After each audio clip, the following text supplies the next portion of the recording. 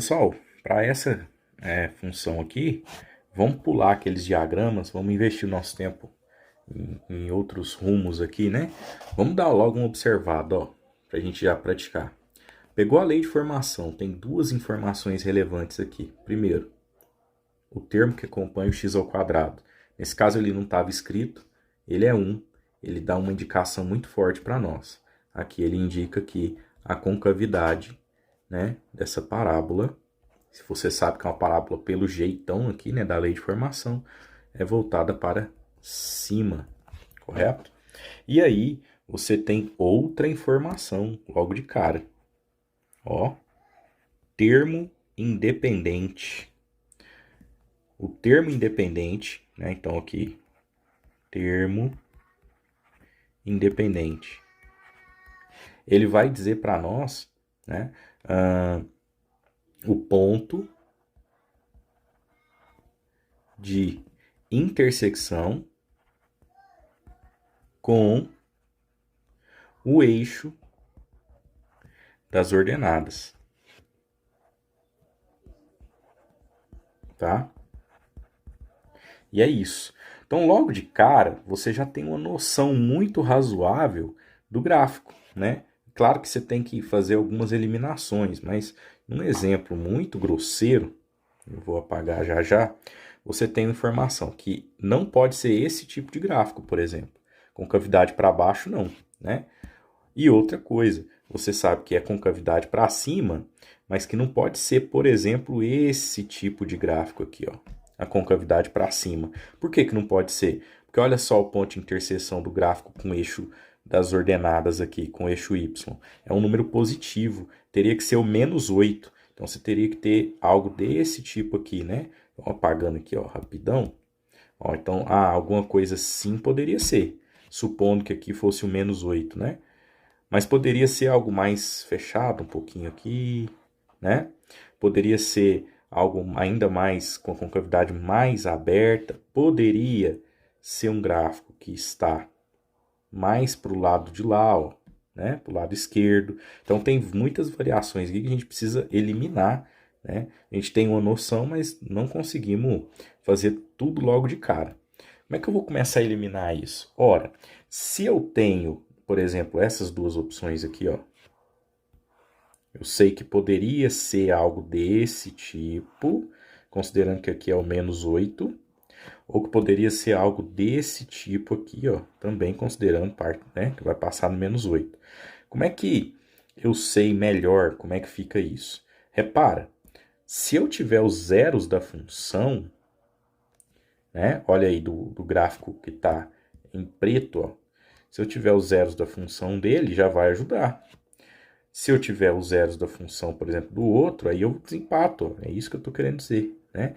Aí já ajuda bastante. Então, essa é a tentativa aqui para nós, né? A importância do zero da função lá no gráfico, logo de cara, assim, para desenhá-lo. Então, vamos dar uma olhada aqui. Antes de apagar aqui, quando eu digo que a concavidade é para cima, como está aqui, eu sei que aqui embaixo eu tenho um ponto de mínimo, tá? São pontos de mínimo. Por quê? Porque o resto é tudo, né? Pode ser sempre superado. Você fala, isso aqui é um ponto de máximo. Não, mas tem esse outro aqui, que ainda é mais alto ainda, né? Então aqui nós temos ponto de mínimo para o vértice, tá? E não ponto de máximo. Vamos calcular tudo isso aí. Olha só. De cara, vamos calcular as raízes, né? E nesse caso não é tão óbvio quanto no exemplo anterior. Então, delta igual a b ao quadrado menos 4 vezes a vezes c. Vamos pelo método tradicional aí, né? Então, você tem aqui que o delta vai ser igual o b ao quadrado, né? Então, vamos olhar aqui, ó. Olha o b aqui, ó. Cuidado para não esquecer o menos do b. No caso, está ao quadrado, não teria muito efeito aqui, né? Mas cuidado, o menos também está com o b aqui. Então, é menos 2 ao quadrado menos 4 vezes o a, que é 1, tá? Vezes c, que é o -8. Aqui o c aqui, né? Então, vezes -8, cuidado com o sinal, tá bom? Então, olha só. Deixa eu ver se cabe tudo aqui na frente. Não cabe, deixa quietinho aqui. Então, olha só. Vamos resolver essa continha aí, ó. Menos 2 ao quadrado dá 4. Menos 4 vezes 1 continua sendo menos 4. Menos 4 vezes menos 8, menos com menos dá mais. 4 vezes 8, 32. Então, nossa conclusão é que o delta é igual a 32 mais 4 e, portanto, 36 aqui pra gente, né? Relevante, então, essa resposta. Aqui nós temos, fazendo uma análise semelhante ao que a gente fez na questão anterior, nós temos o seguinte: x1 é diferente de x2. Lembra lá da questão das raízes? Né? Então, aqui nós vamos ter raízes que vão resultar um x1 diferente de x2. Vamos fazer o cálculo para você perceber aqui, ó. O x, de modo geral, é menos b mais ou menos raiz de delta sobre 2a, tá? E aí, nós temos o seguinte, ó, substituindo os valores aqui, né? De cara, nós temos assim, ó, x igual menos b. Então, menos, vamos olhar aqui o b, ó, menos 2, cuidado, tá? Aqui faz diferença esse menos, mais ou menos a raiz do delta, que vem como 36, sobre, né, sobre o dobro de A. 2, aí o A é 1, então 2 vezes 1, tudo bem? Vamos melhorar um pouquinho isso que está escrito, ó, x igual, menos com menos dá mais 2 aqui, mais ou menos raiz de 36, dá 6, né? 6 vezes 6, 36, sobre 2. Repara, agora eu tenho x1 e x2 sendo separados aqui, ó. Olha o x1. x1 igual 2, eu gosto de adotar primeiro mais, mas tanto faz, mais 6 sobre 2, tá vendo? O que a raiz vai fazer? O mais 6 e o menos 6. O delta faz isso, ó. Né? Então, aqui você tem o x2, vamos escrever ele aqui, ó. Você tem 2 menos 6 sobre 2. Então, 2 mais 6 dá 8 sobre 2. Nós temos aqui o 2 menos 6, né? Fica menos 4 sobre 2, né? E aí, respostas para isso. 8 sobre 2 igual a 4. Menos 4 sobre 2 igual a menos 2, não é verdade? Então, igual aqui a menos 2. Vamos só dar uma destacada para a gente lembrar já já. Isso daqui, galera, vai nos ajudar no gráfico. Então, nós tínhamos a certeza de que a gente tinha um gráfico com a concavidade para cima, né? E passando aqui no menos 8, não é verdade? Só que aí a gente já olha para esse tipo de gráfico aqui, né? E consegue saber que, não, por exemplo, não é um gráfico, não seria já, né? Um gráfico assim, por exemplo. Nós conseguimos entender que ele é meio assimétrico em relação ao eixo y, né? Porque ele está no menos 2, lá o zero da função, e o 4. Então, talvez alguma coisa mais assim, né? Mais assim, ó. Tá vendo? Então, vamos lá.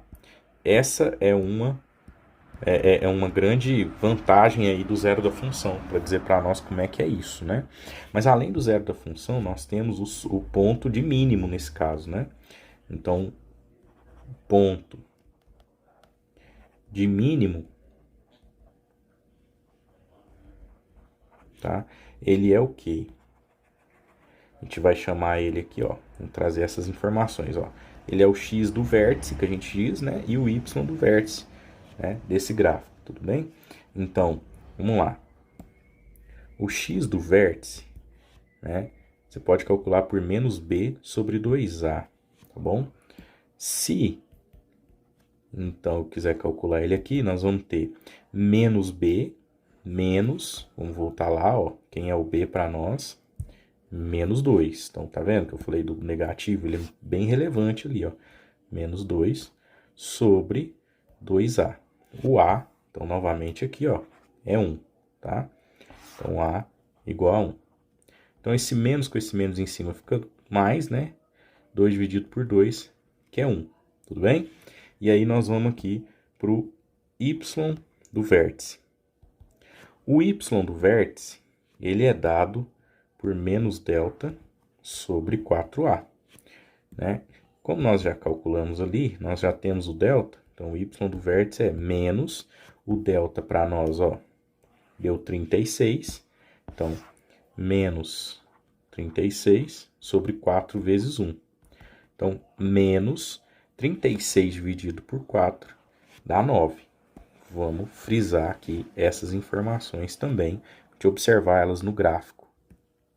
Aí, complementando então, pessoal, naquela nossa ideia lá, né, a gente já tinha uma noção do gráfico, né, concavidade para cima, passando pelo menos 8, meio que assimétrico em relação ao eixo Y, né? Então, aqui seria o menos 2, aqui o 4, que nós obtivemos de zero da função, correto? Aqui em cima, ó. E aí, a gente já estava esperando um y do vértice negativo e um x do vértice positivo, né? Por quê? Aí fica o grande alerta. O vértice, nesse meu caso nem ficou tão bom, mas ele é no meio aqui dessa parábola, né? Ele é o eixo de simetria da parábola. Então, quando a gente olha concavidade para cima, né? Nesse formato aqui, com dois zeros da função desse jeito aqui, a gente já estava esperando que o y do vértice fosse um número negativo mesmo, né? E que o x do vértice fosse um número positivo também, tá? Então, era um resultado já esperado para nós aí, tudo bem? Então, eu vou tomar a liberdade aqui de dar continuidade, mas observando aqui um software, tá? Bom, então esse é o GeoGebra, pessoal, para quem não conhece, né? No caso aqui ele está rodando num aplicativo, tá? Tem ele online, tem ele para computador, tá? Então façam uso. Eu vou inserir aqui nessa linha de entrada aqui, a nossa função. Então nós temos uma função do tipo assim, ela é y, né, igual a um x que está, ó, coloquei só x, ele está já achando que é aquela reta. Inclusive, não fizemos, achei que fosse o primeiro exemplo, mas uma reta, né? Essa é a função identidade, inclusive, ó. X, só que ele está ao quadrado, né? Opa, já virou uma parábola. Reparem aí para vocês verem, né? Só que não é essa parábola que a gente tem nesse exemplo. Essa é do exemplo anterior. X ao quadrado, né? Então, o que eu vou fazer aqui? Lá estava, então, menos 2 vezes x, né? Menos 8. É essa nossa lei de formação que estava lá, não é verdade? Vamos ver aqui, ó. Pronto, pegou, né? Então, ele está chamando de f aqui também, essa função, tá bom? E aí é isso, olha só, para você ver aqui. Que bacana que fica, né? Consigo ampliar, e aí a gente chega aqui, ó, nos pontos, né? Nos pontos que são relevantes, olha lá, o zero da função aparecendo ali, tá certo? Apresentando aqui o software, né? É interessante vocês verem aqui que ele já tem essa função propriamente dita. Então, repara, deixa eu ver se ele consigo voltar, beleza? Aí, ó, eu posso clicar aqui nessa função de raízes, na parte de ferramentas, tá? E aí ele fica guardando qual função que eu preciso das raízes. E aí eu clico na função, tá vendo? Eu cliquei sobre a curva e aí ele marcou os 2 pontos para nós ali, tá? Se eu voltar aqui em álgebra, provavelmente esses 2 pontos estão marcados. Repara para você ver aqui, ó, que nós temos aqui, deixa eu pegar uma outra cor aqui, ó. Nós temos aqui o 4, tá vendo, ó? Então, esse 4 aqui, ele tá no eixo x. X igual a 4. É isso que nós temos aqui, né? X igual a 4, tá bom? E aí, o que nós temos do outro modo aqui é o menos 2. Aqui o menos 2 aqui, ó, aparecendo, né? E repara que o resto é zero. Por quê? Porque esse ponto tem altura zero, ou seja, ele nem subiu e nem desceu, tá bom? Então, são os zeros da função. Quando a gente calcula lá, a gente faz assim, x igual a 4, né? X, aqui x1, por exemplo, x2, igual a menos 2. Nós não observamos ele como par ordenado, mas tudo que está no plano é um par ordenado, tá bom? Então é isso. O que está faltando aqui para nós, em relação ao que a gente já calculou, também é esse vértice aqui, ó. Esse camaradinho aqui, nós calculamos lá. O software também vai trazer essa informação para nós aqui, tá, gente? Então, vou colocar aqui para nós na parte de ferramentas, e aí ele chama de otimização. Repara lá os pontos, ó, de máximo, olha lá o pontinho de máximo e o pontinho de mínimo da curva, beleza? Então, vamos lá, vamos clicar aqui, né? E ele aguarda a função, vou clicar sobre a função e ele marcou o ponto C para nós, ó. Tá marcadaço aqui o ponto C. Vamos voltar aqui para nossa janela de álgebra. Olha lá o ponto C no 1 e menos 9.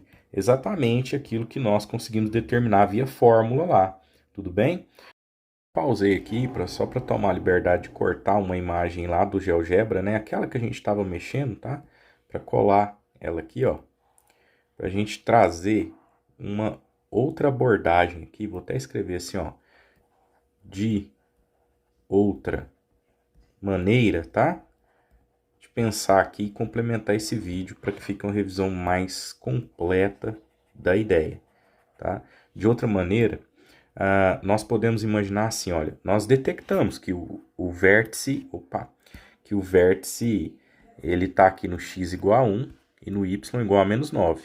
Então, quer dizer, eu tenho x igual a 1 aqui, ó, tá? Marquei ali, e o y igual a menos 9 aqui, né? Então, quando eu projeto lá, ó, eu tenho esse vértice aqui embaixo, né? Que a gente chama, então, de ponto de mínimo, como eu havia dito nesse caso. Correto? O que eu gostaria de ressaltar é o seguinte.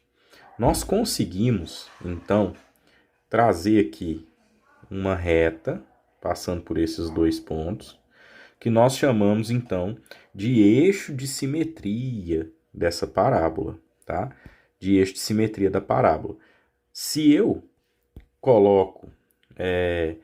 Se eu paro para pensar, então, se é um eixo de simetria, significa que esse pedaço aqui, né, em termos de comprimento, é o mesmo desse aqui. Né? O comprimento desses dois pedaços é o mesmo, né? E aí, se você for pensar, de fato né? Você tem do menos 2 até o menos 1, aqui nós temos uma unidade, aí aqui nós temos a segunda unidade, aqui a terceira unidade. E aí, daqui para cá, a primeira unidade, a segunda unidade, a terceira unidade. Então, há uma simetria aí mesmo, tudo bem? Bom, então, uma outra maneira da gente chegar nesse cara aqui, que é o x do vértice, né, é entender que o que eu estou pegando aqui é o x1 e o x2 e calculando o ponto médio entre eles, né? Ou seja, né, o x do vértice ele é dado pelo x1 mais x2 dividido por 2. Isso, né, é um pouquinho diferente do que você viu aqui, que eu acabei de falar, né, no nosso cálculo. Aí você deve estar estranhando, olha. Tá vendo? Um pouquinho diferente do menos b sobre 2a. Dá para mostrar isso daí, né? Dá para a gente mostrar. Mas eu não vou mostrar agora não, eu vou só calcular aqui a ideia, tá bom? Então, eu preciso do x1 e do x2. O x1 como 4, o x2 como menos 2, né? Então, eu vou colocar aqui, ó. Opa!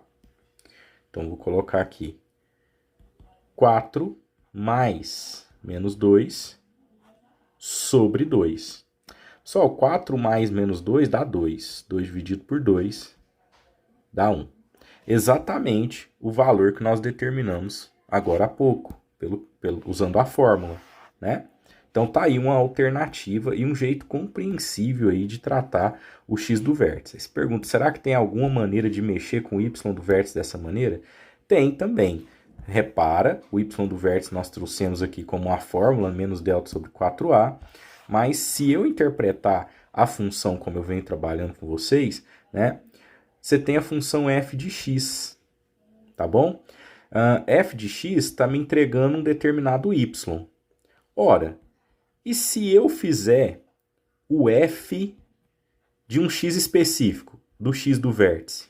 Você concorda comigo que vai me entregar um y específico, que é o y do vértice? Ó, se eu aplicar esse x, a função vai fazer o y descer aqui, ó, e bater nessa altura, né? Nessa altura entre aspas, né? Porque ali é um ponto com orientação ali abaixo do zero, né? Mas você entendeu a ideia. Então, a função, ela funciona desse jeito. Você pensar em diagrama, né, gente? Ó, você tem lá o diagrama, os, né, diagramas. Você tem a função fazendo um efeito aqui, ó, de entrada e saída. E o que você está destacando nesse momento é o x do vértice. Quando você aplicar o x do vértice à função, vai sair aqui o y do vértice, ele vai ser produzido. Então, se você já tem o x do vértice e nesse caso ele vale 1, o que você está procurando aqui é fazer o f de 1. O f de 1 é exatamente o y do vértice para esse caso. Então, esse é um jeito compreensível, sem memorização da fórmula, né? Vamos fazer aqui o f de 1. Eu vou pegar o f de x, ó. F de x igual a x ao quadrado menos 2x menos 8. Só confirmar para ver se era isso mesmo, né? Isso mesmo, tá? E aí eu vou, no lugar do x, ó, vou até deixar ele em aberto, ó, eu vou trazer o 1, né? Ó, o 1 aqui, ó, é esse carinha, tá? Que é o x do vértice. O 1 aqui, então ele vem aqui 1 ao quadrado, menos 2 vezes 1, né? Vamos fazer essa conta para a gente perceber o que vai rolar, ó. 1 ao quadrado dá 1, menos 2 vezes 1 dá 2, menos 8. Tudo bem? E aí a gente tem aqui que o f de 1 é igual a 1, menos 2 com menos 8, estamos juntando aí dois negativos, né? Dá menos 10. Pessoal, f de 1, 1 menos 10 dá menos 9. É o que nós estávamos esperando, né? Como y do vértice que a gente destacou aqui, ó, pela fórmula. Tudo bem? Então eu queria destacar isso daí com vocês também. E aí temos aí um bom resumo de como abordar e interpretar uma função polinomial de grau 2.